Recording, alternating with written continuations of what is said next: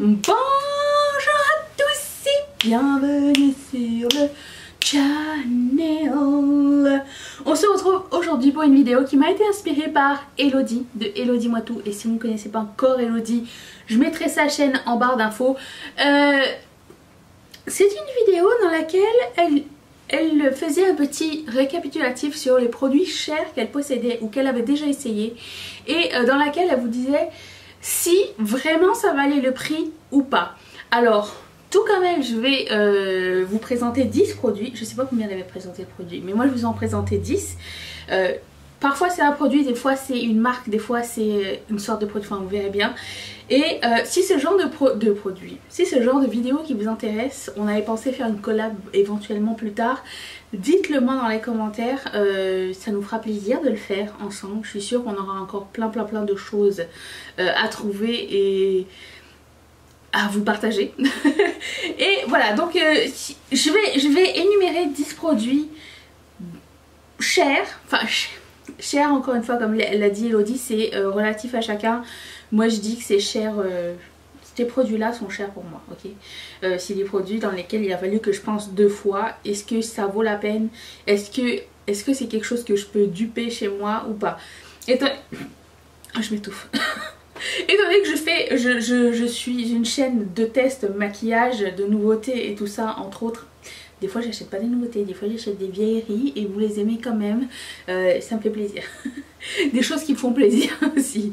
Et je peux justifier avec de gros guillemets mes achats, mais j'aime bien vous faire découvrir autre chose que ce qu'on voit tout le temps sur la YouTube sphère. Alors je vais vous parler de trucs qu'on voit beaucoup sur la YouTube sphère du coup, mais écoutez. On y va, trêve de bavardage. J'ai une semi-liste parce que j'ai pas les produits avec moi et une autre. Et là j'ai quelques produits à vous présenter. Je commence par un produit que je n'ai plus et que j'ai adoré. Je vais mettre la photo ici. Si ça fait longtemps que vous suivez ma chaîne, vous allez vraiment savoir de quoi je parle. C'est le Hollywood Flawless Filter de Charlotte Garden Party Tilbury. C'était soit une base à paupières, soit une base pour le teint ou un illuminateur. Vous pouvez le porter seul ou accompagné ou mélanger avec ce que vous... Ce produit, à ce jour, pour moi, je sais que j'ai le produit de Niod dont tout le monde parle, me dit que c'est un dupe, je ne l'ai pas encore testé, n'a pas d'égal. À ce moment-là, à ce moment de ma vie, n'a pas d'égal. J'ai adoré ce produit-là. Pour moi, ça valait les 50 $. D'autant plus que j'ai mis 1 an à le terminer. Exactement 1 an à le terminer et à le porter tous les jours. Pour moi, ça valait l'investissement. Ça valait le floutage, la beauté. Depuis que je ne le mets plus, je ne peux plus aller à la garden party de Charlotte. Mais écoute, c'est pas grave.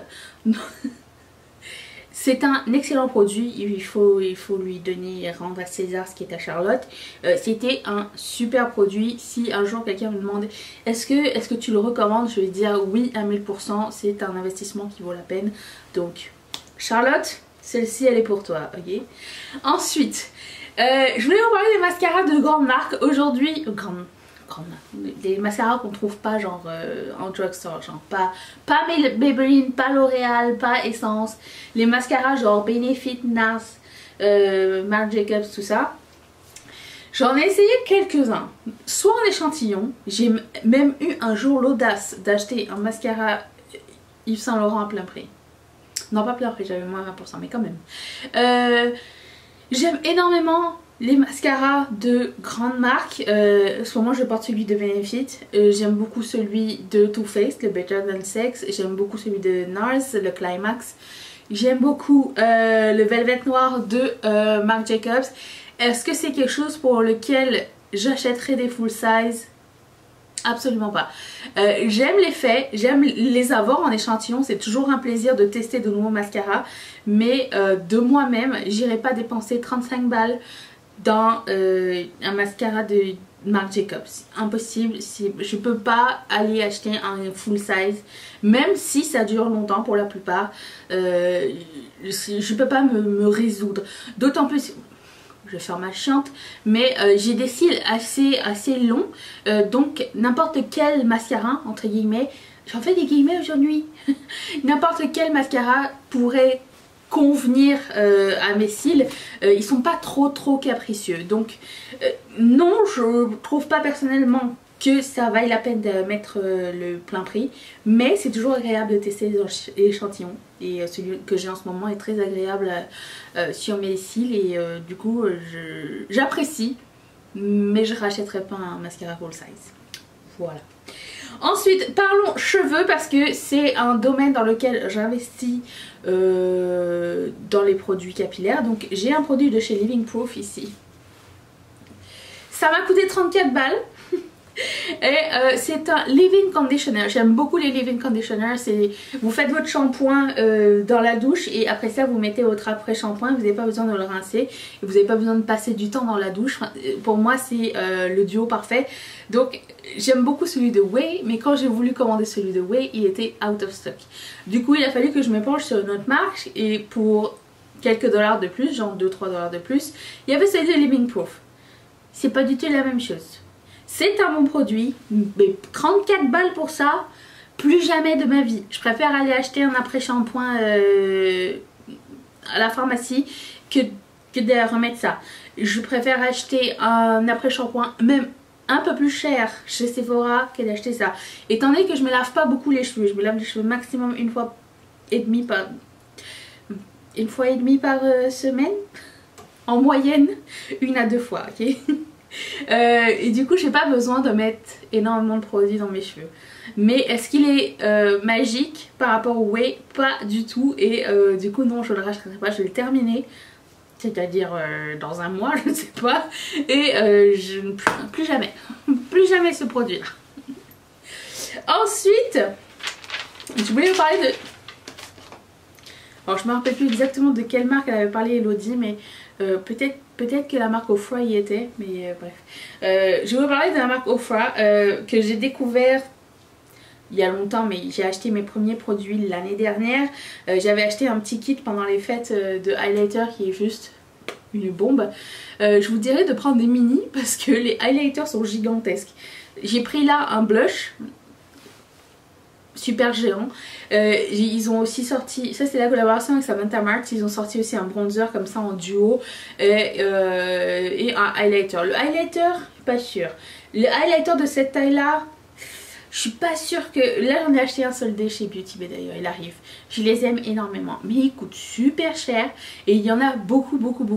Alors faut les aimer, il faut aimer les highlighters ou blush ou machin. Mais je vais parler de highlighter plus que les blushs d'Ofra parce que j'en ai qu'un seul. Il faut aimer l'intensité. Mais attendez, mais je vais vous montrer, j'en ai un là.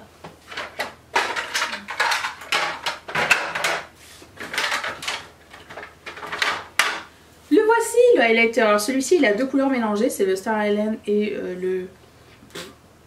je sais pas quoi, ça s'appelle Start Inspire, il y en a 2 pour un à l'intérieur, mais c'est la taille du truc, c'est gigantesque, c'est à la taille d'un Mac genre.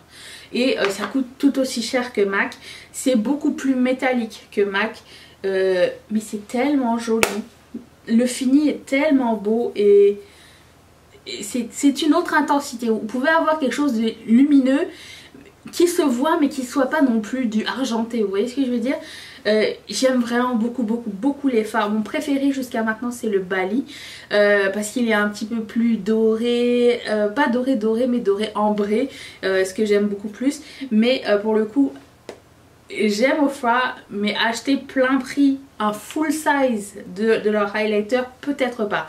Je vous dirais d'attendre les fêtes, ils ont toujours des mini de leur best-seller. Je vous dirais d'attendre à cette période là de l'année et d'un jour vous laisser tenter. Je sais que sur la boutique Ofra il y a tout le temps des soldes, donc vous pouvez trouver encore à ce jour, j'avais vu ça quand il n'y a pas longtemps, il y avait encore les trucs de Noël dernier, donc le mini Rodeo Drive est encore disponible, et en plus de ça vous avez toujours un code influenceur de moins 20% en général qui va déduire de votre facture, donc ça vaut la peine. Mais un full size à plein prix, non, c'est beaucoup trop cher et vous le terminerez jamais, donc faites attention à votre achat, c'est ce que je veux dire. C'est excellente qualité, j'aime vraiment beaucoup, c'est un coup de cœur cette marque, mais le prix ça fait mal. La collection de Samantha Marsh, je l'ai acheté plein prix. Ah non, j'ai mis moins 20% de Samantha Marsh dessus. Non, ça va, c'est bon. Ok, ça va. Ensuite, qui avons-nous? Puisque j'étais sur MAC, je vais vous parler des highlighters de MAC que j'aime depuis fort longtemps. J'en ai plusieurs. Ils coûtent, pour moi ça coûte très cher, genre 35 balles. C'est cher quand même, 40. Je viens d'en acheter un là, celui de Tiana et MAC. Il coûte 41 $ canadiens. Plus la taxe. Ah oui, c'est quasiment 50 balles pour un highlighter. Mais, encore une fois, est-ce que ça vaut la peine de l'acheter plein prix? Un highlighter de MAC, est-ce que c'est assez unique ou quoi? Non. Non, soyons honnêtes, pas du tout. Vous pouvez trouver des highlighters de très bonne qualité chez Essence et chez Maybelline et plein d'autres marques pas chères, Colourpop, je sais pas, comme ça au hasard.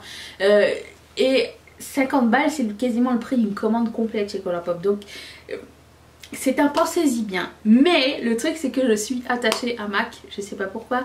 Et j'aime bien collectionner leur nouveau packaging avec des nouveaux produits. Quand ils sortent une nouvelle collection, j'aime bien avoir un ou deux produits pour moi-même, ça me fait plaisir de les garder. Et c'est pour ça que je commande toujours chez eux. Quoique le bronzer Aladdin, j'ai attendu peut-être 1 an et demi avant de le trouver à moitié prix. Mais à moitié prix, moins 30%, je sais plus. Bref, ce sont des bons highlighters.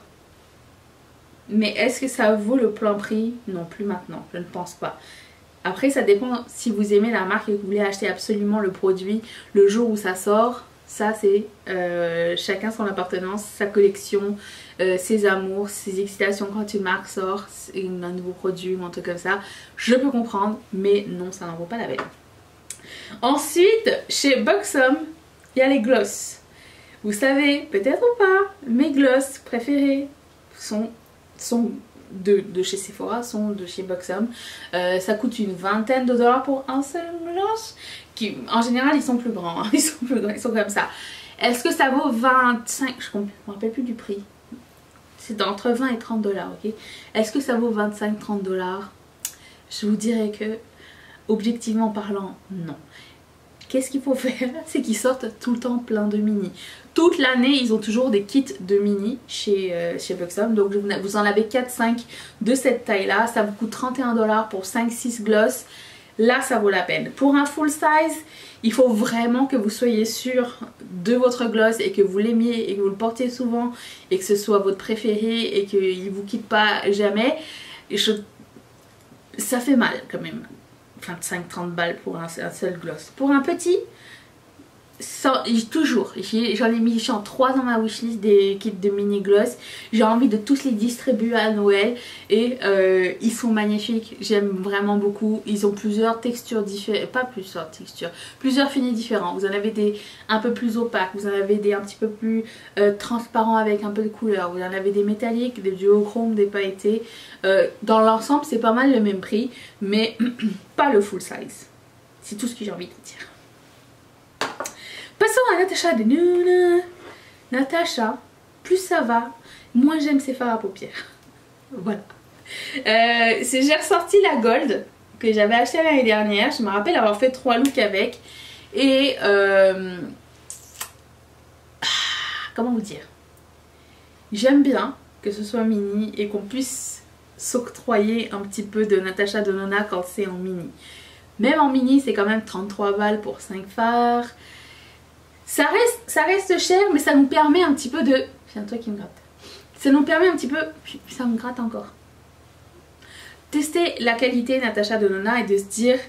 je suis apeteux à toucher un petit peu, de faire un petit peu partie de cette garden party et de rentrer et de prendre un petit sandwich pas de croûte au concombre et de m'en aller. Tu vois ce que je veux dire ou pas?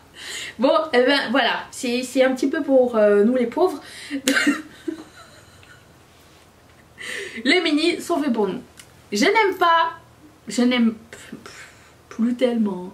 Je ne vois plus tellement l'intérêt. J'ai l'impression que je découvre de plus en plus de marques et que de moins en moins les marques qui vendent des trucs à un prix super cher m'intéressent.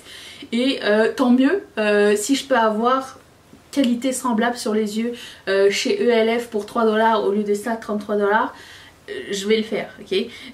Mais j'aime bien tester, j'aime bien savoir est-ce que ça vaut vraiment la peine ou pas. À chaque fois j'essaye, je me dis je comprends pas. Mais je pense que c'est ma dernière palette. J'ai plein d'autres palettes Natasha Denona que j'ai pas encore testées. Mais je pense pas les garder à long terme. Bien franchement, je me détache un petit peu des produits yeux. Cependant, les produits pour le visage Natasha Denona, c'est ma faiblesse. Et là pour le coup, elle fait de super cool produits.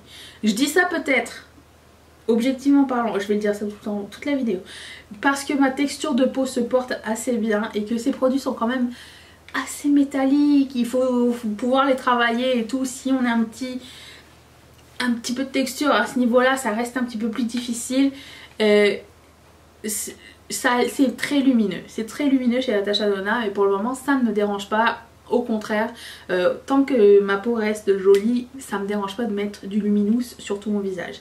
Donc à l'avenir je privilégierai plus les produits pour le visage que les produits pour les yeux de la marque. Voilà, c'était ça que je voulais dire sur Natasha Denona. C'était long, hein, t'as vu? Passons à une marque dont vous n'entendez quasiment jamais parler sur ma chaîne, parce que j'ai jamais acheté le produit par moi-même. Hop, il est cassé.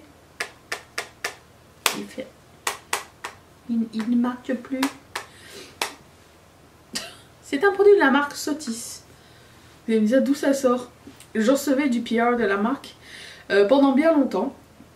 En fait, ce qui était cool, c'est que la marque me disait est-ce que ça te tente d'essayer et tout. Je disais ouais c'est bien. J'en testais, puis j'étais toujours comme mais je comprends pas c'est quoi le hype finalement. Je ne comprends pas quel est l'intérêt de payer ça. Le prix, c'était combien? C'était 40-50 balles un bronzer. C'était très neutre, très safe, très pas accessible en plus au Canada. Il fallait appeler un numéro pour savoir quel spa avait la marque et tout. Je me suis dit, c'est quoi ce bazar? C'est pas une marque très facile d'accès et du coup Sotis j'ai perdu l'intérêt et je voyais pas quel était le produit à avoir. Et là pour le coup lui il part direct dans le déclin. Ah il est cassé. Ah c'est pour ça. Bon ben... J'ai aucun attachement avec cette marque là. C'est une marque pour moi qui ne fait pas partie de... C'est la garden partie encore une fois. Non, déclencheur direct. Hop, live. Voilà, une marque Viseart. Parlons de Viseart pour les yeux parce que j'ai pas essayé ni les produits joues, ni les produits... enfin joues, visage, ni les produits lèvres de la marque. Donc celle-ci c'est ma deuxième petite palette Viseart, c'est la Soleil. Elle est encore disponible sur le site de Sephora Canada. Je la vois plus sur le site de Sephora France, mais je surveille tous les jours. Peut-être un jour elle viendra. Je pense que c'est une marque qui vaut la peine d'être essayée. En termes de grammage, d'après ce que Cécile me disait, enfin me disait pas à moi, me disait dans sa vidéo, il y a plus de produits dans chaque petit carré Viseart que dans un petit carré Natasha Denona. C'est juste qu'ils sont présentés différemment. Là pour le coup vous avez 8 fards de couleurs différentes. Alors moi je vous présente la Soleil, mais j'ai mis plein d'autres palettes dans ma wishlist. J'ai mis la Chouchou qui sera ma prochaine je pense, et peut-être la Spritz, et c'est mes deux prochaines que j'envisage d'acheter. Contrairement à Natasha Denona, celle-ci grandit de plus en plus dans mon cœur. Je trouve que les mats sont vraiment géniaux, les textures sont vraiment géniales en termes de fard à paupières. Et c'est pas si cher que ça. C'est cher, mais quand on relativise avec ça, je trouve que ça vaut plus la peine.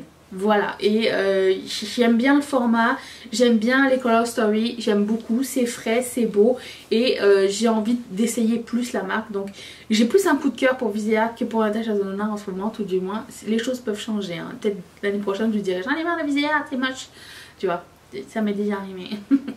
Mais oui, alors pour le coup, pour moi ça vaut la peine de tester la marque Viseart. Viseart, je sais pas. Une marque dont je n'achèterai plus jamais les fards à paupières. Natasha, c'est la même équipe. Pat McGrath. Celle-ci je vais la garder parce que c'était Star Wars et que j'ai été, me sens privilégiée d'avoir pu dépenser 300 balles, 200 balles dedans. Je suis très privilégiée. Je me suis un petit peu fait entuber, mais écoute, c'est pas grave. Est-ce que ça vaut la peine? Est-ce que ça vaut 100 balles? Non. pas du tout, pas du tout. Vous avez des marques indépendantes qui font des choses magnifiques, pas chères, qui ont un code d'éthique un peu plus soigné, un service à la clientèle un peu plus... comment dire, qui vont s'occuper un peu plus de vous, qui vont un peu plus vous respecter en termes de consommateur. Donc non, je ne pense pas qu'on doive dépenser 200 balles ou 100 balles dans une palette Pat McGrath. Je suis complètement en désaccord, je ne comprends pas le hype et je suis... Non, même si quelqu'un me dit ah mais il y a un phare, il est super beau. Oui, il y a des phares qui sont super beaux. Et est-ce que ça vaut la peine d'acheter toute une palette pour un phare duochrome? Non, vous pouvez acheter des duochromes chez Devinas Cosmetics pour 8 $. Donc juste un exemple comme ça. Vous pouvez en acheter chez Terra Moons Cosmetics pour 25 $. Un phare. Le phare, vous savez, multichrome. Je commence à m'énerver. Le phare multichrome, trichrome qu'ils ont dans la palette Divine Rose 2 de Pat McGrath. Ils ont le dupe même chez Terra Moons Cosmetics pour 25 $. Vous n'êtes pas obligé de payer 200 balles pour avoir juste ce phare rose. Donc moi je ne crois pas du tout en Pat McGrath. Tout du moins pas pour le moment. Non. Plus jamais. Plus jamais. Qu'elle dit, bien un jour quelqu'un va prendre un screen de ce que je viens de dire et va me le montrer, va le mettre sur tous les réseaux sociaux, va dire elle n'aime plus jamais, elle a dit, et puis là maintenant elle fait des partenariats rémunérés avec la marque. Non, ça n'arrivera pas, vous inquiétez pas. Je vais vous parler de Melt Cosmetics. Oh regarde, ça peut fonctionner. Non, c'est comme ça. Non, si ça fonctionne. Ouh, Melt Cosmetics qui a des palettes à 85 balles. C'est quasiment le même prix que celle-ci. Et pour le coup, là-dedans, on n'a pas 6 phares, on en a 10. C'est ça, 2, plus 2, plus 2, 10. J'ai sorti celle-ci au pif parce que c'est une des plus récentes que j'ai...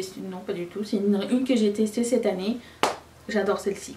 J'adore Melt Cosmetics. Pour moi, ça en vaut la peine. C'est une marque semi-indépendante. Leurs color stories sont vraiment super belles. Encore là je parle d'une appartenance à une marque. J'ai la Rust dans ma liste et j'ai la nouvelle, la Chasing Parties qui me tente énormément, mais c'est vraiment beaucoup de sous. C'est le prix d'une Natasha Denona petite, la Natasha bronze palette, la plus moche de ces palettes selon moi. Arrêtez de crier, top. Ça, pour moi, c'est du travail bien fait. C'est une histoire, c'est une color story. Il n'y a pas de repeat à l'intérieur. C'est... Je suis fan. Je suis complètement fan de cette marque. À chaque fois qu'ils vont sortir quelque chose, je vais être au taquet. Et pour moi, ça en vaut la peine. La texture est magnifique. Ça se travaille différemment de ce que j'ai l'habitude de travailler. Donc il faut prendre un petit peu l'habitude de travailler ces fards là. Mais pour le coup... Melt Cosmetics, oui, ça en vaut la peine, la qualité est incroyable. Par contre, le seul truc que j'aimerais vous dire de faire attention, c'est que la qualité n'est pas au rendez-vous dans chaque palette. Et ça, c'est très triste. La Millennial, par exemple, palette, et la 420, la qualité était pas bonne. J'attends toujours de regarder des revues avant d'investir 85 $ dans une palette Melt Cosmetics. Je parle en dollars canadiens hein, depuis le début, mais il faut ajouter 15% de taxes à chaque fois. Ça vous donne une idée du prix. Je regarde toujours les revues avant d'acheter Melt Cosmetics. Même si Melt est vendu au Canada chez Sephora et qu'on peut rendre les produits, j'ai pas envie de rendre des produits puis qui finissent à la scrap, que ce soit du gâchis, nanana. Je veux juste faire un achat intelligent pour le coup. Melt Cosmetics, il faut que j'attende de voir si je suis inspirée par la color story. Est-ce que tout le monde réussit à bien la travailler? Est-ce qu'il y a une seule personne qui a des problèmes, ou est-ce qu'il y en a 3 ou 4 dans mon feed qui n'arrivent pas à le travailler? Vous voyez ce que je veux dire? Faites attention avec vos achats Melt. J'aime les color story, j'aime bien qu'ils sortent un peu plus de trucs que d'habitude et je suis au taquet pour cette marque là. C'est un énorme coup de cœur et c'est une marque à surveiller aussi de mon côté. J'aimerais savoir dans les commentaires quels sont les produits que vous pensez qui valent la peine et ceux qui vous pensez qui ne valent pas du tout la peine en termes de produits chers. Donc c'est n'importe quoi peut être cher hein, pour chacun. Vous n'avez pas besoin de vous justifier, chacun fait avec son budget. Certains pour essence c'est cher, c'est normal et ils peuvent juste acheter de l'action, c'est correct aussi, ok, il n'y a pas de jugement ici. Mettez-moi ça dans les commentaires, j'ai bien hâte de vous lire. Merci d'être resté avec moi et est-ce que vous allez être là demain? Parce que moi, oui, bye.